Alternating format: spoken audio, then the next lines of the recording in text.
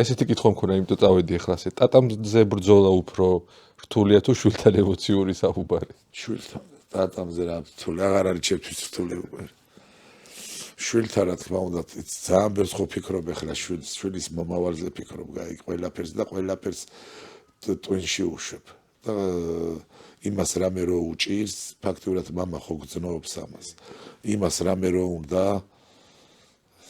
მაგრამ ყველაზე პედრე როც ვიქნებოდი, იცი, რომ დარბაზში შემოსულიყო, გინადი სპორტსმენი არ გამხდარიყო და ჩემი რომ დამენახა, რომ სულ ამას ვეუბნები.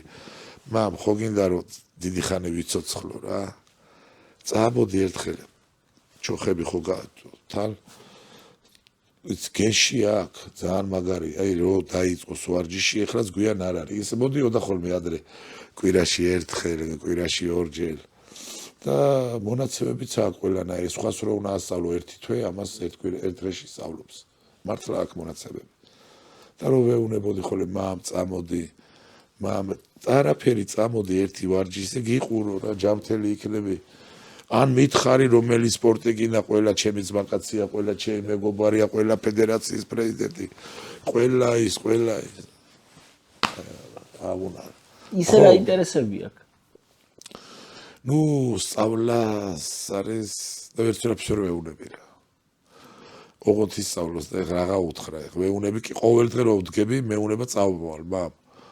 რო წავალ სამსახურში და მივარ ვარჯიშზე უკვე 5 საათზე მეწყება და წავიდეთ დღეს არა. და ვანები აღარ ვეუბნები წამოწა.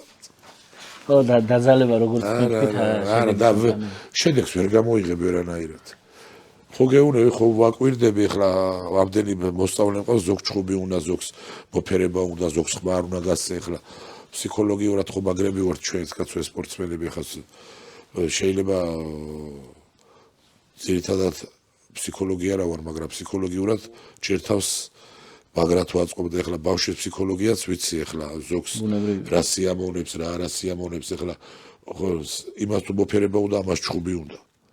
ამას ხმა არ უნდა გასცე. აი სიტუაციაში ყველაფერს. შვილთანაც ალბათ ესეა. სუზეპირად ვიცი რა დროს რა სიამოვნებს ახლა. და დიდ დროსაც ვერ ვატარებ რა თქმა უნდა ახლა შვილთან. დიდ დროსაც ვერ ვატარებ ახლა მთელი ცხოვრებას დარბაზში ვარ და.